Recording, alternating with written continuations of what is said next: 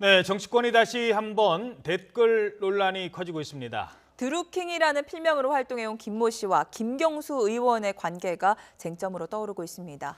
야권은 정권 차원의 문제라며 특검 수사까지 촉구하고 있고, 반면 민주당은 근거 없는 정치 공세를 멈추라고 촉구하고 있습니다. 추은호 YTN 해설위원 양지열 변호사와 함께 분석해 보겠습니다. 안녕하십니까? 안녕하세요. 예. 자, 지난 금요일부터 갑자기 이 사건이 확 불거졌어요. 그렇습니다. 사실 경찰이 수사를 했던 건 그보다 훨씬 더 전이었는데, 이 사건의 시작이 평창 동계올림픽 남북 아이스하키 단일팀 구성과 관련된 기사에서부터 시작된다고요? 그렇습니다. 그 네이버의 그 댓글이 주로 조작을 했다, 뭐 이런 그 이야기인데요. 네. 당초 이것이 올해 1월 초에 남북 아이스하키 여성 아이스하키 팀이죠, 단일팀을 구성을 하지 않았습니까? 그 기사에 대한 이제 비판적인 입장을 하는 댓글이 기하급수적으로 늘어나는 일이 있었습니다. 예. 그런 일이 있으니까 1월 17일 그 더불어민주당 최고위원회에서 추미애 대표가 네이버의 댓글 이것이 좀 문제가 있다, 뭐 욕설, 뭐 난장판이 되고 있다, 네이버도 공범이다, 이렇게 이제 비난하는 그런 이제 입장을 밝혔고요. 예. 그 다음 날 청와대 국민청원 게시판에 이 남북 아이스하키 단일팀에 대한 그 댓글을 막 이렇게 올라가는 것을 하면서 이것을 조사해 달라는 국민청원이 올라가면서 또 불을 지펴집니다. 예. 그러니까 네이버가 경찰에 수사를 의뢰하고 민주당에서 또 고발을 하고 하면서 2월 7일부터 경찰 조사가 진행이 됐습니다. 어허. 그러다가 3월 25일에 드루킹으로 알려진 김모 씨 등 3명이 긴급 체포돼 있었는데, 체포돼서 봤더니 근데 알고 보니까 그 사람이 민주당원이었던 거죠. 어허. 민주당원이었고 드루킹이라는 사람이 어떻게 보면 친여 성향의 파워블로거였던 겁니다. 그러니까 일단 거기까지면 일반적인 입장에서는 민주당원이 왜 문재인 정부 비판 댓글을 올렸지? 이런 생각이 들잖아요. 그렇습니다. 이제 그 과정에서 이제 여러 가지 이야기가 나오는 거죠. 이제 김경수 의원이 또 거기서 등장하는데요. 예. 이 드루킹이라는 사람하고 김경수 의원이 그동안에 수백 건이나 그 SNS 상의 텔레그램을 통해서 메시지를 주고받았다라는 것이 또 한 언론이 이렇게 또 폭로를 어허. 합니다. 그러니까 김경수 의원이 긴급하게 지난 금요일에 밤에 기자회견을 열어서 나는 그 사람을 알기는 하지만은 문자 SNS 상에서 이걸 주고받은 건 아니다. 그 사람이 네. 일방적으로 자기의 활동을 알려온 것이고 나는 그냥 의례적으로 뭐 대답만 해왔던 것이다. 거기에다가 그 양반이 갑자기 친여 성향의 그 블로거가 갑자기 정부 비판으로 돌아간 것은 인사청탁을 거부한 것에 네. 대한 보복인 것으로 보인다. 이런 해명의 기자회견을 내놓았습니다. 예. 과거 이명박 박근혜 정부 때 군이나 국정원에서 댓글 부대가 운영된 사실이 드러나고 있는데, 이번에도 민주당 쪽에서는 여전히 보수 댓글 세력이 활동 중이구나 생각을 해서 민주당이 고발을 하면서 시작된 사건이라고요. 네, 그렇죠.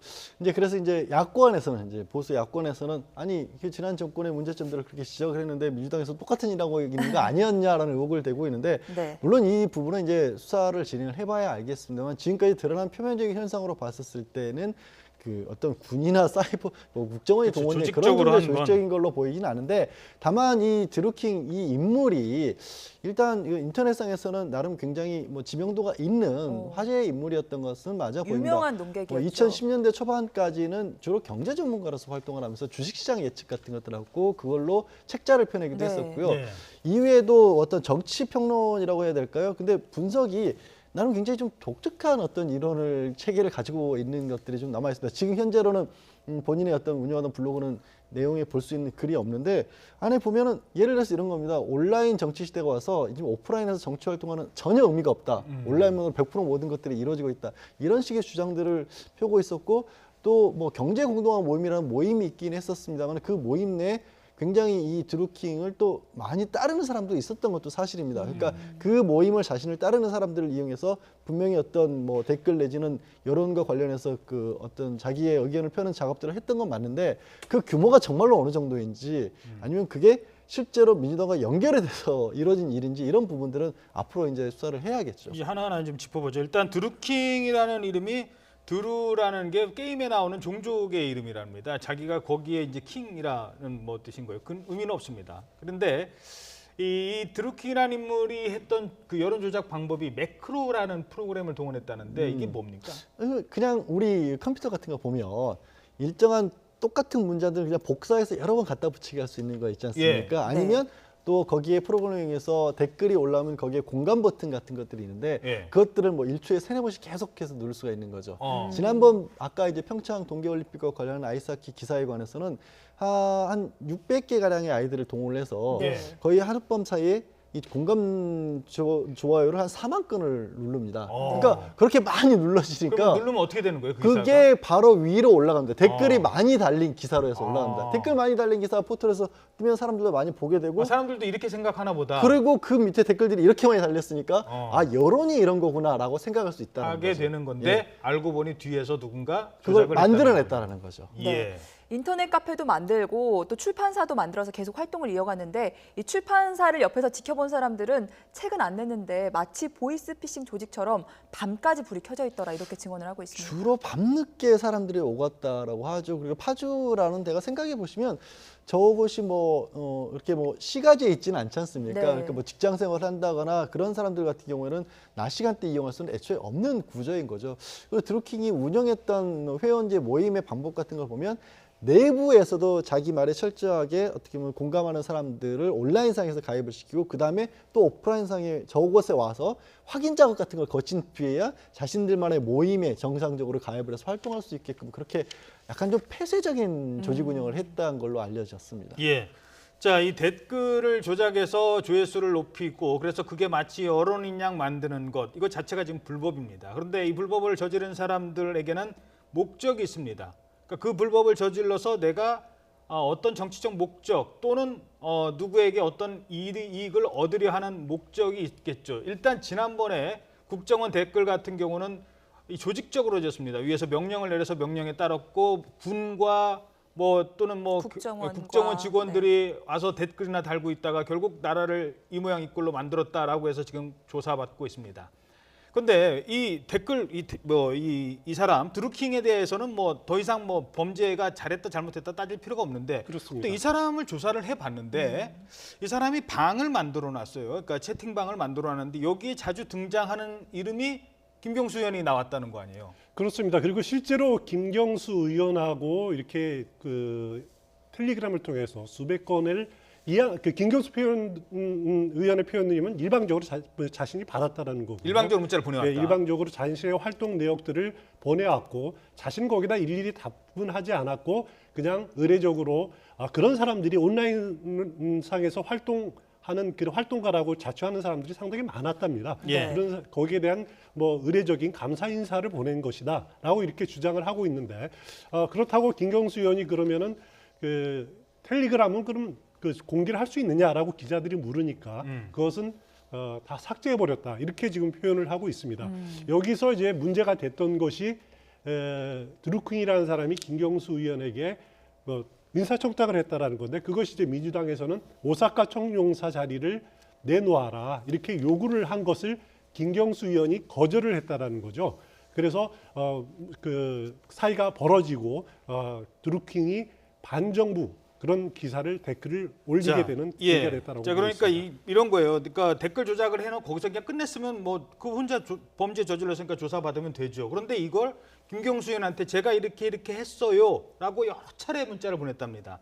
자, 이 문자를 김경수 의원이 받고 어떻게 대응했는지, 그러니까 그냥 무시하고 말았는지. 근데 지금 나오는 얘기로는 의례적으로 고맙습니다 정도는 했답니다. 그럼 고맙다고 했을 때 도대체 무슨 일을 하는지 알고 고맙다고 한 거지 아니면 도와줬겠지 하고서는 그냥 확인도 안 하고 고맙다고 한 정말 이례적인 건지 이 부분에 대한 게 지금 김경수 의원이 관여했느냐 안 했느냐를 따질 수 있는 거 아니겠어요? 그렇죠. 그러니까 이거를 정말 말씀하신 것처럼 이 정치권에는 아시겠지만 선거를 앞두고는 정말 온갖 부류의 사람들이 다 접촉을 시도하지 않습니까? 네. 근데 이제 이 어떤 일의 특징은 기존에는 무슨 회 모임 내가 뭐 몇 명을 거느리고 거느리고 있다. 있어. 그래서 표를 몇 표가 몇 표를 있어요. 가져다 줄 수 예. 있다. 이런 식으로 하는데 그런 사람들이 올 때 정치인들이 참 곤혹스럽다고 합니다. 이걸 완전히 배척 무너뜨리기도 그렇고 그렇다고 또 다 들어줄 수도 없고 특히 이 사람 같은 경우에는 온라인상에서 뭐 여론과 관련해서 내가 누구 간에서 뭐 좋은 얘기를 많이 썼다. 그리고 이 사람 본인도 누적적으로는 블로그에 980만 건의 자료가 쌓여 있고 사람들이 방문을 할 정도면 이거를 완전히 무시할 수 있는 또 사람은 또 못 될 거거든요. 그렇다면 김경수 의원이 그런 인물이기 때문에 무시할 수 없어서 정말로 뭐 기계적으로 수동적으로 고맙다고 한 건지 아니면 정말로 개별적인 어떤 사안이라도 알고 있으면서 거기에 대해서 뭐 부추기다시피 한 것인지 이 부분은 좀 밝혀야 될 뿐인데 일단 김경수 의원 측이나 민주당 입장은 그런 거죠. 그때 당시 상황이 그걸 누군가에게 이렇게 적극적으로 부탁할 만한 필요가 있는 상황이 아니었다. 어차피 이기는 선거였다라고. 그러니까 주장하는 어차피 거죠. 민주당에서는 당시에 뭐 다른 여론조사도 그렇고 어마어마하게 많은 것이 있었다라고 하는데 또 드루킹 입장에서는 그럴 겁니다. 제가 아까 초반에 드루킹이라는 인물이 주장하는 게 온라인으로 100% 정치가 이루어지고 있는 시대라고 지금 주장을 해왔고 본인이 그걸 네. 스스로도 믿고 있었다면 내가 이만큼 기여하고 있기 때문에 현재의 지지율도 나오고 있었던 상황으로 본인도 생각할 수도 있었거든요. 그러니까 이게 과연 양쪽이 어떤 생각을 하고 어떤 것들을 주고받았는지가 지금 뭐 국민들의 관심이 모여 있는 수밖에 없는 거죠. 예. 네. 지방선거 앞두고 이름이 거론된 김경수 의원은 즉각 기자회견을 열고 해명에 나섰습니다. 인사 관련해서 무리한 청탁을 해왔는데 거절당하자 불만을 품은 것이라고 해명을 했는데 들어보겠습니다. 문제가 된 인물은 지난 대선 경선 전에 문재인 후보를 돕겠다면서 스스로 연락을 하고 찾아온 사람입니다.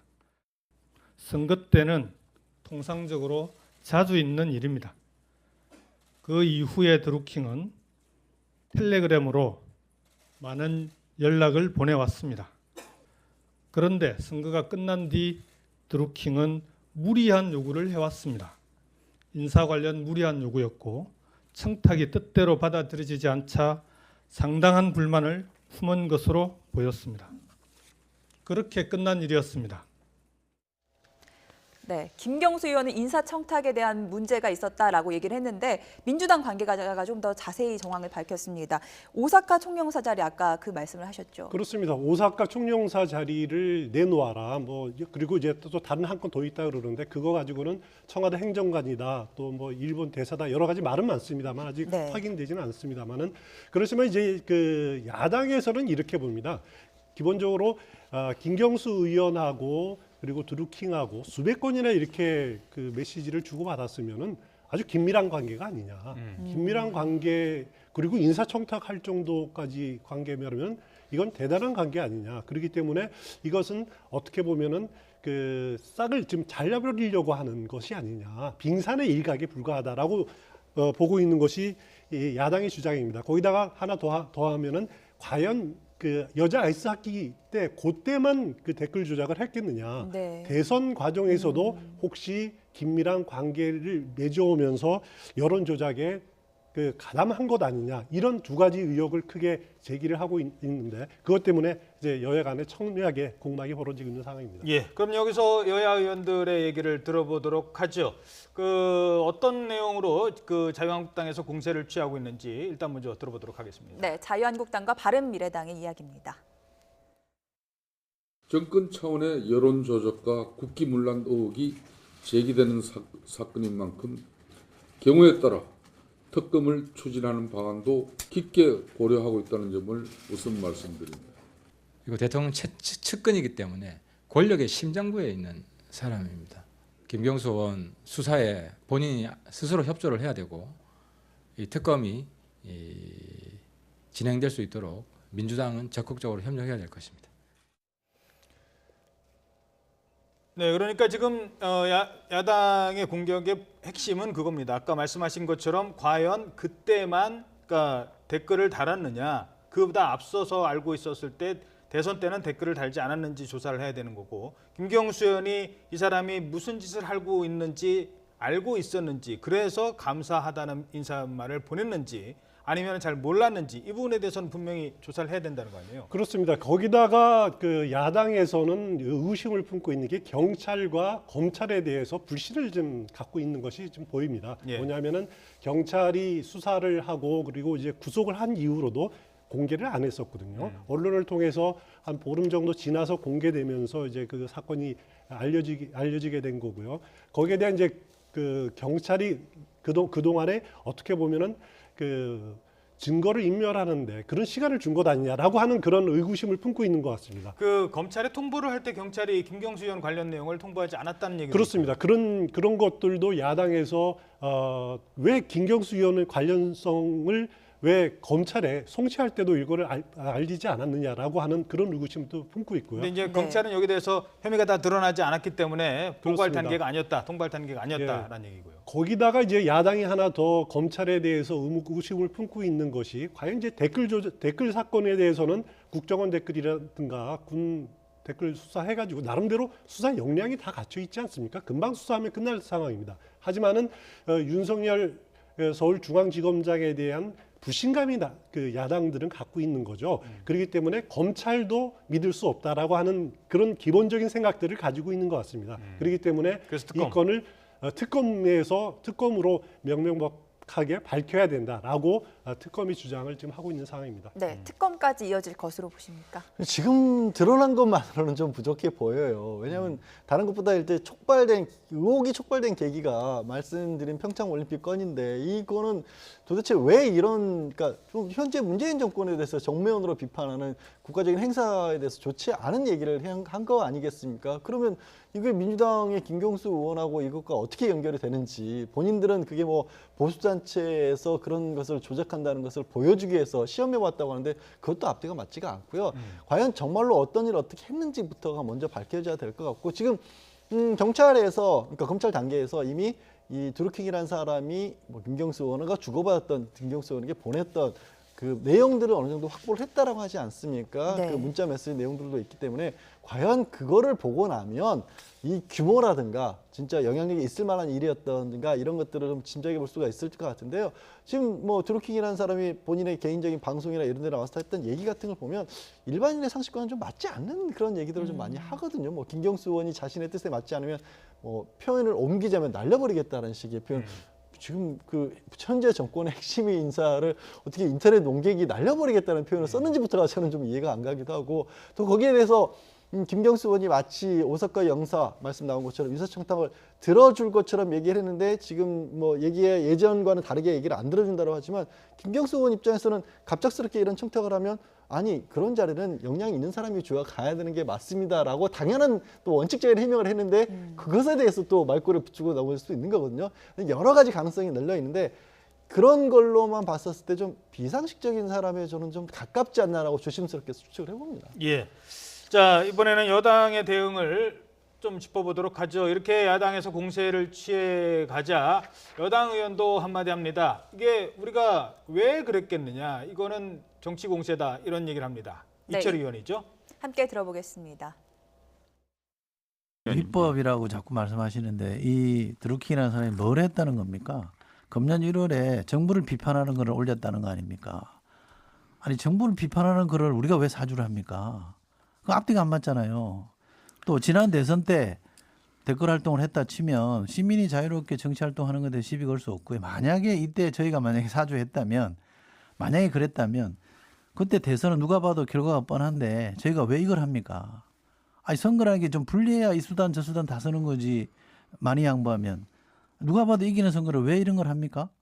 앞뒤가 안 맞는 얘기를 자꾸 하시는 거죠. 그리고 김경수 의원이 연루됐다는 구체적인 증거는 하나도 제시하지 않고 단지 텔레그램에서 문자 주고받았다는 이유만으로 이 사람에게 의혹을 제기하면 그 사람 후보입니다.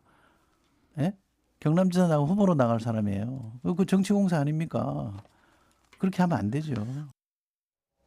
네, 정부 비판글을 왜 우리가 하필 사주하겠느냐. 이거 지방선거 앞두고 정치 공세 아니겠느냐. 이런 입장이거든요. 이 문제에 대해서 여당은 기본적으로 방어적이 될 수밖에 없습니다. 야당은 공세적이 될 수밖에 없는 거고요. 그래서 민주당에서의 이제 논리는 앞서 말씀드렸듯이 이 사건을 고발하고 문제 제기하는 게 우리인데 왜 결국은 우리가 뭐 손해 볼 거 알면서도 왜 문제 제기했겠느냐 결백하다라는 거고 그리고 이 사건의 피해자가 누구냐 그 현 정부 문재인 대통령과 정부 여당 아니냐 그런데 피해자가 아닌 척하려고 고발할 리도 없지 않느냐라는 겁니다. 그리고 김경수 의원 관련은 김경수 의원은 청탁을 거절한 것밖에 없다. 그것이 무슨 잘못이냐라고 하는 것이 그 민주당의 입장인데, 그렇기 때문에 민주당은 이제 그 두 명의 그 파워블로그 김모 씨, 드루킹하고 오늘 또 우모 씨라고 같이 후속된 두 명을 그 제명을 했습니다. 당원에서 최고위에서 네. 제명을 하고 진상조사단을 꾸려서 진상을 조사를 하겠다라는 이제 방어 전략을 세우고 있는데, 하지만은 민주당에서는 조금 더 고민을 해야 됩니다. 왜냐하면 당원이거든요. 어찌 됐든지 간에. 그렇기 때문에 아직까지는 당 차원에서 대변인이나 대표나 당 차원에서 이 문제에 대한 사과를 한 적은 없습니다. 그래서 그 문제를 어떻게 처리해야 될지, 사과하면 자칫 잘못을 인정하는 인정을 것처럼 하게 되니까요. 그런 비춰질 가능성도 있지만은, 그래도 권리당원이 저지른 잘못에 대해서 어떤 식이든지 간에 의사 표현을 좀 해야 되지 않느냐라는 그런 생각도 듭니다. 근데 이제 이런 부분이 있습니다. 그러니까 지금 민주당의 논리는 누가 봐도 이길 게 뻔한 선거인데 우리가 왜 자충수를 두겠느냐, 그냥 하면 되는지, 괜히 맞는 말이에요. 괜히 무리할 필요는 없죠.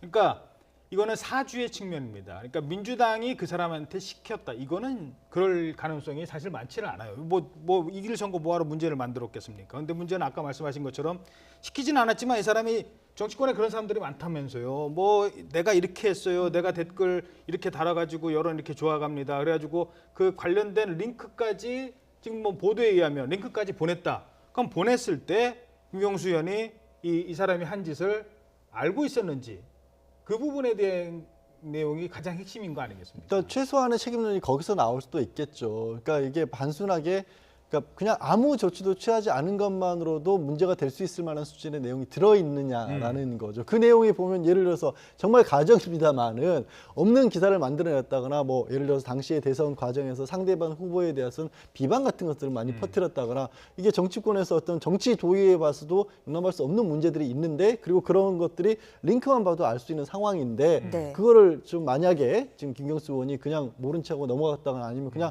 아유 잘하고 계십니다 이런 한마디만 했어도 드루킹 입장에서는 굉장히 부추긴 것으로 될 수가 있기 때문에 그런 내용이 아까 말씀드린 것처럼 그거는 현재 드루킹이 가지고 있는 문자 메시지 복원한 것만 나오더라도, 그러니까 그건 어느 정도 알 수 있지 않겠습니까? 알고 감사하다고 말한 것하고 그냥 모르고 의례적으로 감사하다고 말한 것하고 법적 처벌 차이는 어떻게 됩니까? 글쎄요, 그거는 이제 전제 조건이 네. 정말로 비판적인 어떤, 예를 들어서 허위 사실이 유포되고 있다는 것을 이 사람에게서 있다는 걸 알면서도 그 방조를 했다라고 한다면, 김경수 의원이 당시 가지고 있었던 선거상의 어떤 지위에 봤었을 때 일종의 방조가 될 수도 있겠죠. 근데 그 부분에 이르를지가 글쎄 지금 나온 것만으로는 확실치가 않고, 그래서 제가 이제 말씀드리기조차도 어떻게 보면 조심스러운 부분이 있거든요. 이게 네. 야권에서는 그걸 전제를 하고 지금 들어가는 그렇죠. 거 아니겠습니까? 네. 근데 김경수 의원 입장에서는 그럴 이유가 내가 뭐가 있냐라는 거고, 바로 이제 거기가 핵심입니다. 그게 핵심이 되는 거죠. 예. 내가 왜 무엇 때문에 저 사람이 그런 짓을 하는 것을 방임을 하겠느냐, 그리고 도와주겠느냐, 그런 이유가 전혀 없다라는 건데, 지금 야권의 그 공세의 핵심은 일단 전제로 보는 게 그런 걸 다 했고 김경수 의원도 알았지. 지금 이거를 전제로 지금 하고 그렇습니다. 있는데 예. 그 전제가 맞는지 안 맞는지에 대해서는 조금 더 시간을 갖고 이게 명확하게 좀 밝혀낼 필요가 있다는 거 지금 아니겠습니까? 예, 지금 경찰에서 그 문자 메시지 내용을 드루킹이 가지고 있던 휴대폰을 확인해서 그걸 복원을 하고 있다라는 거거든요. 그게 뭐 일방적으로 나오는 얘기들만 가지고 그거를 이거는 김경수 의원이 분명히 책임 있다 이렇게 말하기에는 너무 이른 단계라는 거죠. 예. 네. 지금 민주당 안에서는 나도 드루킹하게 당했다라는 증언들이 잇따르고 있습니다. 그렇습니다. 이재명 정선남 시장을 비롯해서요. 예, 이재명 전 성남시장 경우도 지난 이제 대선 그 경선 과정이었죠. 네, 성남시장이죠, 예, 지금. 그 경선 과정에서 받은 이제 피해, 드루킹으로 인해서 받은 피해를 그 페이스북에 올렸는데, 네. 뭐냐면 그 당시에 드루킹이 자신을 동교동계의 세작이다. 그러니까 구민주당기죠. 더불어민주당에서 분리 나온 그 당시에 국민의당으로 분리되어 나온 그 동교동계가 심어둔 그 더불어민주당의 내분을 일으키기 위해서 심어둔 간첩이다라고 자신을 비난했다라는 겁니다. 그렇기 때문에 이제 나도 당했다 이런 식으로 지금 표현을 하고 있는 상황입니다. 그러니까 저 내용은요, 이재명 전 성남시장이 실제로 네. 지난해 금무렵에도 저 얘기를 하셨어요. 그러니까 드루킹에게 내가 드루킹이라는 사람 때문에 이런 얘기가 퍼지고 있어서 내가 곤혹을 치르고 있다. 그러니까 이거는 사실 이재명 시장이 이번에 이 일이 불거지고 나서 저 얘기만 한 게 아니라 그때 당시에도 그 과거에도 얘기를 한번 했거든요. 그러니까 했었군요. 이런 사태를 네. 미리 예견하고 한 거 만들어놨을 수는 없는 거 아니겠습니까? 실제로 드루킹이라는 사람이 저 얘기 아까 제가 초반에 굉장히 독창적인 어떻게 보면 정치 가설 같은 것들 특별한 근거 없는데 사람들로 하여금 솔깃하게 만드는 얘기들을 많이 했다는 것은 저런 데서도 드러나는 거거든요. 지금 이제 그 블로그 자료 같은 것들도 지금 일반적으로 접근할 수도 없습니다만은 아마 뭐 경찰이 네이버 쪽에 압수수색을 하거나 영장 도움을 받아서 확인을 할 수도 있기 때문에 도대체 드루킹이라는 사람이 무슨 얘기들을 해왔는지는 금방 검증이 가능할 겁니다. 예. 네. 자, 청와대도 이 부분에 대해서는 선긋기에 나서고 있습니다. 청와대도 그런 인사청탁이 있었는지 우리는 알지 못한다라는 입장을 밝히고 있습니다. 이게 만약에 청와대까지 알렸다면 이거는 정말 큰 문제가 되는 거니까요. 당연히 청와대에서는 선긋기에 나서야죠. 이게 문제가 더 커지면 안 되니까요. 청와대가 사전에 인지한 게 있느냐는 질문에 모르겠다라고 답변을 했습니다. 네. 그런데 안희정 전 지사를 비롯해서 정봉주 전 의원 또 김경수 의원까지 과거에 이제 친문 친노 인사들이 계속 구설수에 이르고 있는 상황이라서 청와대로서는 좀 당혹스럽기도 할 것 같은데요. 그렇습니다. 청와대로서는 아무래도 김경수 의원의 가지고 있는 그 무게 때문이죠. 그리고 그렇죠. 어떻게 보면은 문재인 대통령의 아주 가까운 측근이고 네. 그 당시에 또 작년 대선 과정에서 공보 대변인을 했었지 않았습니까? 그렇기 때문에 또 일거수일투족을 다 봐왔고 이런 부분들을 관리를 해왔기 때문에 김경수 의원으로 확산되는 것을 계속 이제 차단하려고 하는 것이 청와대의 당연한 대응일 겁니다. 그런데 여기서 드는 의문이 오사카 총영사라는 자리를 달라고 했을 때 그걸 김경수 의원이 과연 그러면은 본인이 스스로 안 된다라고 했는가? 그걸 청와대 민정이라든가 어디 알려서 조사를 해봐달라고 하지 않았을까라고 하는 의구심들을 야당에서는 품을 수가 있을 겁니다. 예. 그 부분에 대해서는 아직까지 청와대는 그런 일이 있었는 것 자체도 모르겠다라는 말로 이렇게 지금 대응을 하고 있는 상황입니다. 예, 알겠습니다. 자, 그런데 김경수 의원 지방선거 경남지사에 출마할 예정이었죠. 네, 경쟁자인 자유한국당 경남지사 후보로 나선 김태호 전 지사는 지금의 상황을 어떻게 보고 있을까요? 인터뷰 내용 들어보겠습니다.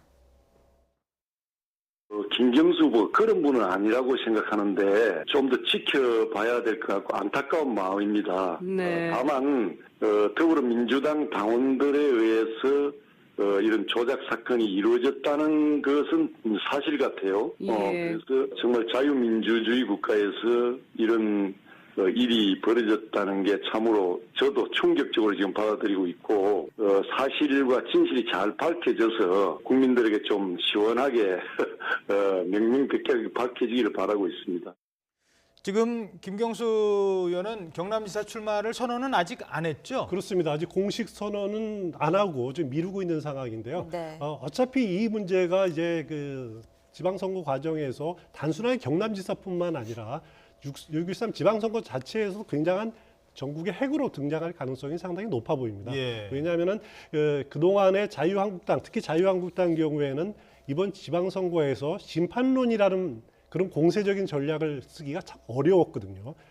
대통령의 지지도가 70% 넘고 그리고 지지분질한 상황에서 그 심판론은 물론이고 좀 집권 여당을 견제해달라라고 하는 견제론까지도 쓰기가 참 어려운 상황이었는데 김기식 금융감독원장 그리고 김경수 이거 댓글 조작 사건, 댓글 사건 이 건을 두 가지로 크게 이렇게 내세우면서 정권 심판해달라라고 하는 공세적인 선거 전략을 쓸 가능성이 굉장히 높아졌습니다. 그 근거는 그겁니다.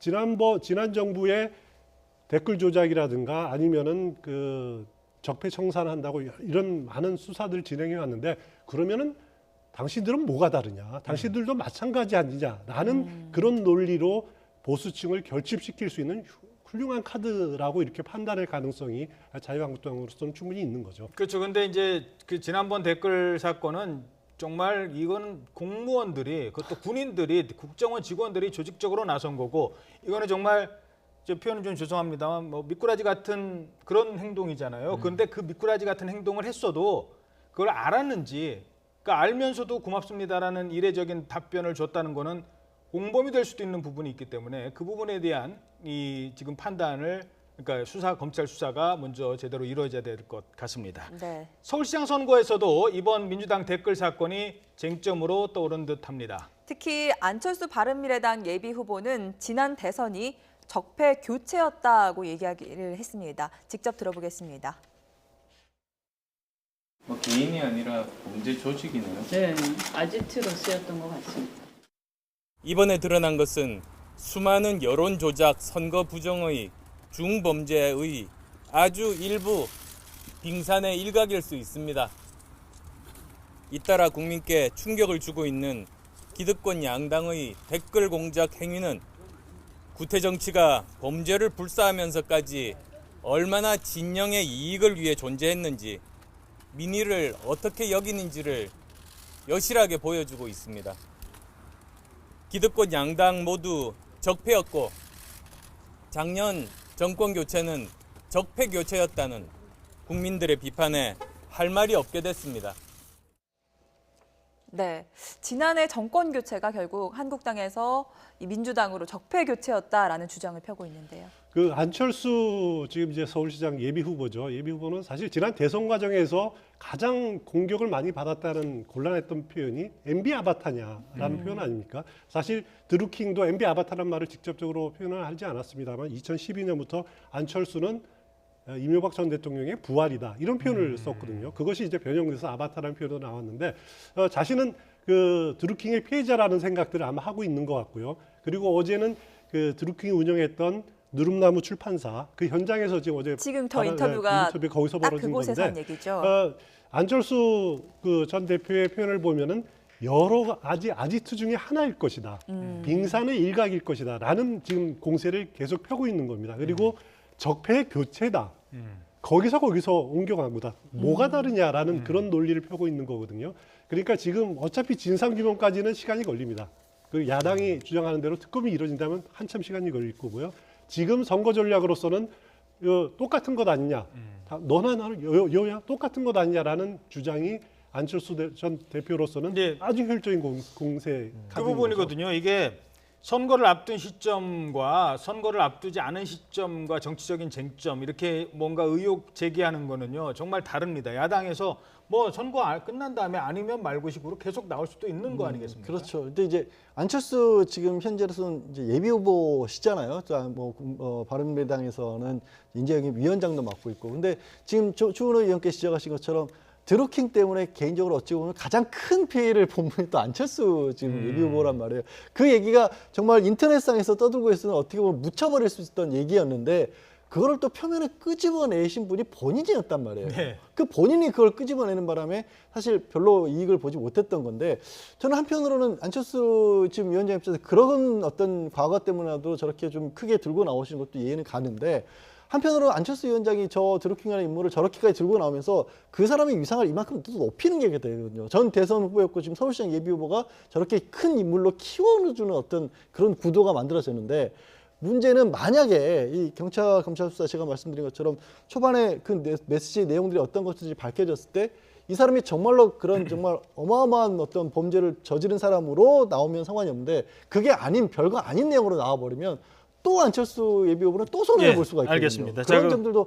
감안을 하셔야 될 것 같아요. 그 변호사님께는 그 질문을 드리죠. 그러니까 이게 핵심을 이제 찾아내야 되는데 결국 핵심은 김경수 의원과 이 드루킹의 관계거든요. 두 사람이 지금까지 알려진 거는 뭐 카카오톡이나 이런 문자 메시지처럼 복원할 수 있는 게 아니라 지워지는 텔레그램을 썼다라는 거잖아요. 그게 뭐가 다른 거예요? 그것도 설명해 주시죠.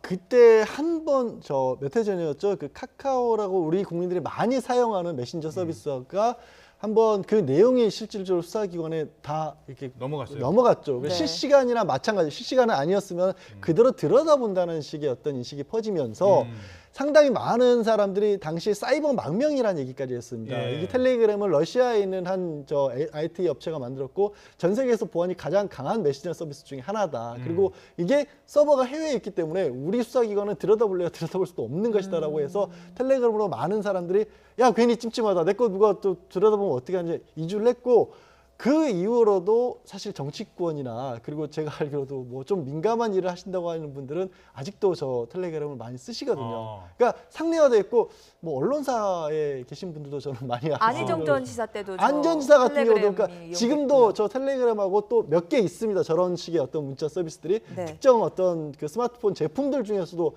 이 해킹이라든가 수사기관 압수수색이 불가능한 것들이 몇 개 있거든요. 그 중에 대표적인 텔레그램의 기능이 본인의 거기에도 그러니까 어떤 식으로 하냐면 메시지를 주고받은 다음에 그 저장한 서버에 이 우리나라 국내 메신저들은 보관이 돼 있기 때문에 거기를 압수수색을 하면 들여다볼 수가 있는데 네. 이 텔레그램 방식은 자기들도 가지고 있지 않는 겁니다. 그러니까 설령 압수수색을 할 수도 없고 압수수색을 들어와도 갈 수 있는 게 없는 겁니다. 그러면 두 사람이 주고받은 문자 내용을 복원을 못 합니까? 방법은 그 없나요? 방법이 이게 만약에 텔레그램만 쓴 것만 있다라면 사실은 지금 드루킹이 가지고 있는 것도 남아있지가 않을 거고요.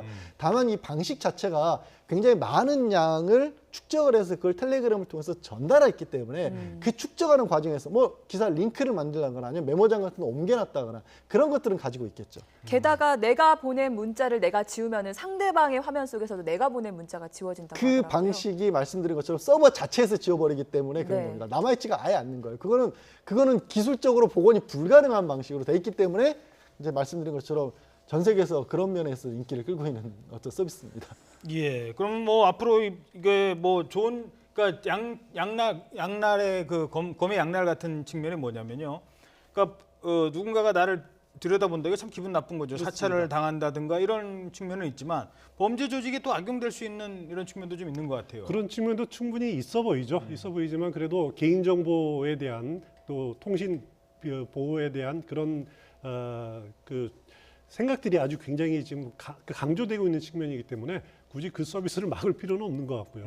그래서 그건 개인이 선택하기 나름인 것 같습니다. 예, 네. 알겠습니다. 여야는 이 댓글 조작 파문뿐만이 아니라 김기식 금융감독원장 논란을 둘러싸고도 대치를 하고 있습니다. 네, 오늘이죠. 네. 선관위가 청와대가 판단을 요청했던 질의사항에 대한 답변을 내놓는 날입니다. 네. 자, 선관위에게 이제 청와대가 4가지 질의사항을 보내는데 오늘 선관위가 이르면 오늘 회의를 하고 답변을 내놓을 것 같은데 어떤 결정을 좀 내릴까요? 오늘 오후에 선관위 전체 회의가 열립니다. 선관위가 어떻게 구성이 되어 있냐면은 대통령 임명되는 3명, 대법원장 임명되는 3명, 그리고 또 이제 국회 추천 3명 이렇게 9명으로 해서 이거 워낙 사안이 중대하니까 선관위 전체에서 결정이 될 것 같은데 선관위는 헌법이 보장한 독립기관입니다. 이거는 물론 임명권자를 떠나서 독립적으로 판단하고 독립적으로 행동하고 대통령이나 국회 눈치를 안 볼 수 있는 그런 조직입니다. 그래서 선관위가 오늘 제대로 된 해석을 내려놓으리라고 생각이 드는데 크게 지금 쟁점이 되고 있는 걸 따져보면 2가지입니다. 하나는 그 국회의원의 기부 행위에 위반되느냐, 이게 월급을 줬다든가 아니면 그 후원금을 기부한 것이 그게 기부 행위에 가장 어긋나는 큰 거죠. 것이냐. 네. 두 번째가 그리고 이제 그 피감기관으로부터 네. 그 후원 받아서 출장 가는 것이 그게 바른 것이냐, 이 크게 2가지인데 선관위가 출장 문제에 대해서 이런저런 판단을 내리기에는 좀 애매할 겁니다. 이게 예. 위법이다 아니다라고 하는 거는 그렇지만은 정치 후원금, 국회의원이 정치 후원금을 기부하지 못하도록 돼 있는 것이 우리 공직선거법 113조 조항이거든요. 예. 그것을 어떻게 보면 그 연구소에 냈다라고 하는 것은 그 기부 행위 위반으로 볼 가능성이 저는 개인적으로 충분히 있다고 생각이 됩니다. 그 1, 2, 3, 4 뭐 번호를 따져서 그렇습니다만 1번 기부행위와 관련된 거 2번은 이제 오늘 선관위가 답변을 해야 될 거고 2, 3, 4는 사실 뭐 답변 우리가 판단할 내용이 아니다라고 끝낼 수도 있는 거라면 근데 1번에 대해서 이미 김기식 의원이 선관위에다가 문의한 게 있었다면서요. 근데 이 부분에서 선관위에 문의를 했고 통상적인 기부 같은 경우에는 문제되지 않는다라고 했다라는 겁니다. 근데 야권에서는 이게 통상적인 기부의 범위라고 볼 수가 있느냐 이 정도 금액인데. 잠시만요. 그러니까 선관위가 그때 정확하게 김기식 의원의 그 질의가 했잖아요. 네. 거기에 대해서 선관위가 뭐라고 답변을 했습니까? 그때 당시 선관위 제가 가지고 있는데요. 예. 그때 이제 2016년에 어차피 너무 선거 후원금을 임기가 끝나니까 그거를 이제 반환해야 되지 않습니까?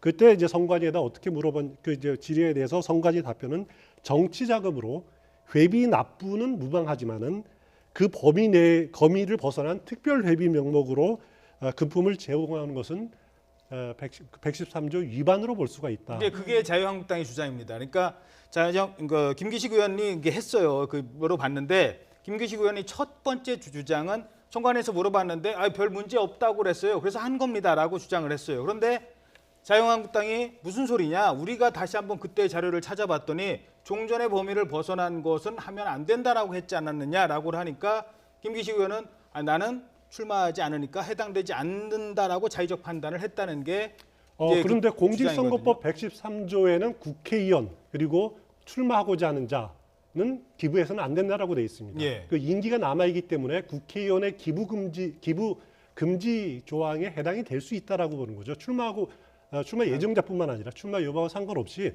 국회의원은 어디에 기부해서는 안 된다라는 것이 그러니까 그 정신입니다. 그게 이제 김기식 의원의 해명입니다. 자기는 해당되지 않아서 출마하지 않을 거니까라고 했다고 하는 게 일부에 알려진 내용이고요. 근데 문제는 오늘 이제 그 선관위가 전체 회의까지 열잖아요. 근데 이미 한번 판단을 해줬던 문제거든요. 근데 그때는 안 된다고 했다는 걸로 지금 알려지고 있는데 그때는 안 되는데 전체 회의 열어서 다시 한번 해보니까 이번에는 뭐 괜찮을 것 같아요라고 하기가 쉽지 않다는 이런. 물론 예. 그렇죠. 그게 입장을 완전히 바꾼 거라면 그런 앞뒤가 안 맞는 거고요. 하지만 김기식 의원이 주장하는 것처럼 나는 이미 경선에서 낙선돼서 더 이상 정치인이 아니었고 그냥 끝난 걸 전제로 해서 남은 자금이었기 때문에 썼다라는 부분에 대해서 판단을 다시 해달라는 거 아니겠습니까? 그래서 그런 부분에 대해서는 이제 선관위도 판단을 내릴 수가 있겠죠. 이제 선관위를 선택할 수밖에 없었던 게 이게 어찌됐든 우리 법률 조항에 대해서 최종적인 해석 권한은 법원이 있지만 법원은 사건화가 됐을 때 얘기거든요. 근데 네. 한편으로는 또 선관위도 만약에 공직선거법에 정면으로 위반한다라는 판단을 내리면 또 선관위는 또 고발을 할 수밖에 없습니다. 선관위 입장 자체가 그렇기 때문에 이건 어떻게 보면 굉장히 원칙적인 면에서 뭐 판단을 제3기관에 객관적으로 유보한 것이라고 봐야겠죠. 네, 예, 김기식 원장 임기 말에 이제 후원금만 문제가 되는 게 아니라 후원금을 보좌진에게 퇴직금 형식으로 지급한 것도 문제가 되고 있는데 이거는 좀 적법하다는 대법원의 판례가 있었다고. 그러니까 대법원에서 정치인이 정치 자금을 이용해서 보좌진에게 마지막으로 정산하는 의미에서 퇴직금을 주는 건 괜찮다고 하는데 또 이게 기부라고 해석을 하게 되면 기부로 보면 기부는 위반되는 거거든요. 그러니까 이것 항상 그럽니다. 이게 과연 통상적인 범위 안에서 벌어질 수 있는 일인가를 가지고 보는데 김기식 의원에 대해서는 야당에서는 이거는 우리 뭐 어느 국회의원 누구 의원에게 물어봐도 이만큼의 액수를 예를 들어서 자신이 있는 연구소에 5천만 원이나 목돈을 기부한다 이런 건 찾아볼 수가 없다. 네. 이건 정상적인 기부가 아니다라는 거고 김기식 의원은 아니다. 선관위 물어봐도 내가 평소에도 대법원 판례도 그렇고 이런 남은 자금 같은 경우는 자율적으로 쓸 수 있도록 하고 있다라는 게 주장이기 때문에 그 판단을 내린 거죠. 항상 그 액수에 다 과하라는 것도 문제가 되지 않습니까? 그 김기식 의원이 당시에 기부를 한 곳은 어디입니까? 더 좋은 미래연구소죠. 네. 거기에 본인이 몇 달 뒤에 국회의원 퇴직한 다음에 원장으로 가지 않았습니까? 그러니까 소장으로. 네, 네. 소장으로요. 그러니까 5천만 원을 기부를 하고 거기서 받은 급여가 연봉으로 한 8천만 원 정도 된다 그러는데 네. 결국 그래서 셀프 후원 아니냐라는 식으로 야당은 접근을 하고 있는 상황입니다. 예. 네. 자, 어찌됐든 이 내용은 그동안 계속 논란이 됐기 때문에 오늘 선관위가 이르면 오늘 결론을 난다고 합니다. 지금 뭐 전체 회의를 열고 있으니까요. 아마 결론이 나올 것 같습니다. 네, 지난 금요일에 홍준표 자유한국당 대표는 청와대에서 문재인 대통령과 단독 회정을 가졌는데요. 여기서 김기식 원장에 대한 거취를 얘기를 했는데 자기가 즉답은 없었지만 자기가 느끼기에 집에 보내는 것 아니나 하는 느낌이 들었다고 얘기를 했습니다. 그 녹취 들어보겠습니다. 요청에 대해서 적답은 없었지만은 제가 받은 느낌은 김기식 원장은 집에 보내는 게 아닌가. 난 그래. 현장에서는 그래 느꼈습니다. 임명철회라고 제가 말씀을 드렸는데 그럼 인사청문회 있을 때 내정 철회하는 말 아닙니까? 하다가 가만히 생각해 보니까 철회라는 게 장래에 향해서 효과를 발생하는 거거든요. 그러니까 해임이라는 말도 되고 임명 철회라는 말도 쓸 수가 있습니다. 그래서 그거는 인사청문회 때 쓰는 용어 아닌가요? 그러길래 가만히 다시 생각해 보시지만 임명 철회라고 할 수도 있겠네요. 네.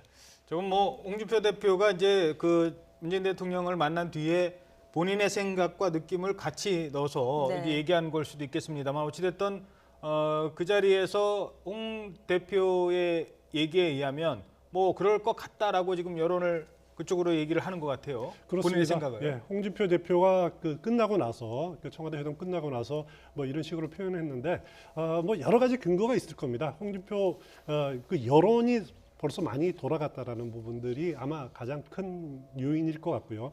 그리고 문재인 대통령 입장에서도 굉장히 이 문제를 가지고 그 적폐청산 작업 그리고 개혁의 개혁성 이런 것에 더 이상 끌다가는 상처를 받을 가능성이 높다라는 판단을 내릴 가능성이 저는 개인적으로 상당히 높다고 보여집니다. 물론 그 계기가 오늘 선관위의 그 위법인지 판단이 될지 아니면은 대통령의 정무적 판단이 그 계기가 될지 모르지만은 조만간 저는 결론이 나지 않을까 생각이 됩니다. 알겠습니다. 네. 자, 정치권 얘기했는데요. 이번에는 그 외국 언론에도 소개됐다는 단어가 있습니다. 갑질. 이걸 영어로 표현해서 갑질이라는 말을 이제 세계인들도 알게 됐습니다. 네, 대한항공 조현민 전무 이야기인데요. 이 조전무로 추정되는 폭언 음성 파일이 공개돼 파장은 더 커지고 있습니다. 그 내용 직접 들어보겠습니다. 누가 몰라요, 누가 모르냐고 싸우는 거! 뭐야! 왜 길이라도 지어가라고 뭐! 됐다! 뭐야! 내가 물어보려고 했어, 내가 나한테 물어볼 거야. 난 왜 이래, 진짜! 그런 거는 이미 그냥 알아듣지. 그만하지. 나 미치겠다, 진짜!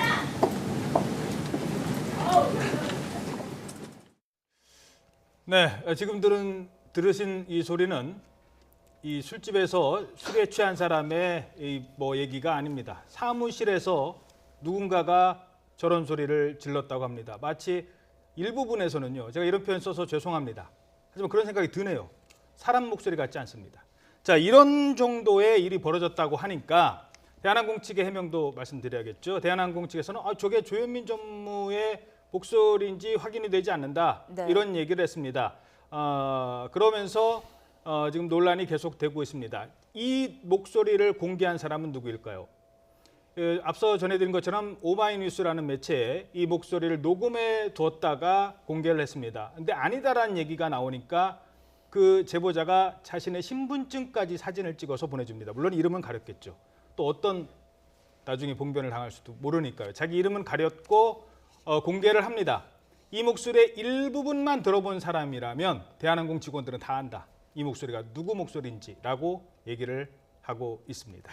네, 본사 6층에 이 제보자가 증언을 하기로는 본사 6층에 당일날 이 고성이 쨍쨍하게 울렸다. 직원들은 다 들었을 것이다라고 증언을 하고 있는데요. 저 얘기가 그때만 있었던 게 아니기 때문에 녹취를 했었다. 그리고 상대방도 뭐 굉장히 나이가 많은 간부를 포함해서 여러 가지 인물들이 있었고, 그래서 저 녹취를 이제 주장한 사람은 그렇게 하는 거죠. 저 녹음이 뭐 대한항공 측에서는 조현민 전무의 목소리가 아니라고 하는데, 조 전무의 목소리는 여러 가지 자료들에 이미 뭐 유튜브 같은 데에도 올라가 있다. 당시 평소에 다른 얘기 한 거 있을 거 아닙니까? 그거 네. 대조해 보면 금방 알 수 있는 거고, 또 나뿐만 아니라 아마도 많은 사람들이 그런 녹음을 했을 수밖에 없을 상황이었다. 그리고 밖에서 말씀하신 것처럼 이제 건물이 6층에 있는데 6층에 8층 정도까지도 소리가 들릴 정도로 자주 있었던 일이라고 주장을 하고 있는 거죠.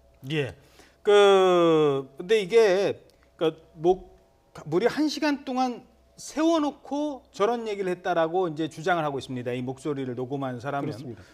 보통 한 번 당해서는 빨리 녹음해야지 이런 생각 안 들 것 같아요. 그렇습니다. 그렇기 때문에 이것이 한 차례가 아니라 그 사무실에서 의뢰 있었던 일 아니냐, 일상화된 것 아니냐라고 하는 그런 생각들도 나옵니다. 물론 확인은 안 되고 있습니다만 예. 얼마나 이게 당하는 사람 입장에서 그 조현민 전무가 나이가 36살이거든요. 물론 그 질책을 당하는 분의 나이가 얼마인지는 모르겠지만 나이 문제가 아니라 그 같은 회사에서 아무리 상하 관계가 있어도 저런 식으로 하는 경우는 저도 30년 넘게 직장 생활을 해봤지만은 전혀 그런 일은 찾아보기 웬만한 회사에서는 찾아볼 수가 없는 그렇죠. 일이죠. 아무리 뭐 진짜 상사라고 무슨 누구 딸이라고 해도 저 정도는 아니죠. 보통 일반적인 경우는. 네.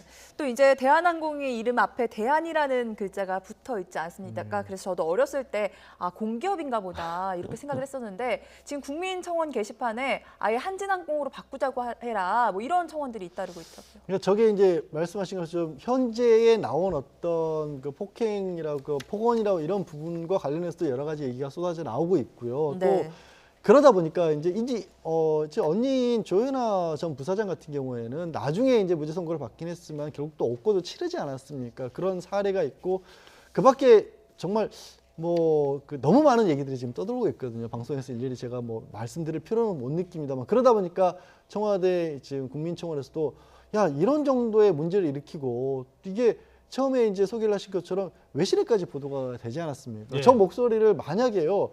저도 약간 좀 무서운 생각이 드는 게 해외에 있는 누군가 한국말을 알 수도 없는 사람이 저 음성을 듣고 저게 한국에 있는 어느 뭐 항공사의 간부가 그렇게 뭐 직원을 야단치는 목소리를 하면 누가 그 얘기를 정상적으로 받아들일 수가 있겠습니까? 그러니까 그런데 대한민국 국기를 달고 운행하는 게 있을 수 없는 일 아니냐. 사실 한 번 더 반복이 되는 거죠. 지난번 이제 조현아 전 부사장 때 일이 이제 더 우리 법률적으로 얘기하면 뭐 이른바 상습범처럼 국민들은 받아들이게 된 거죠. 지금 상황이.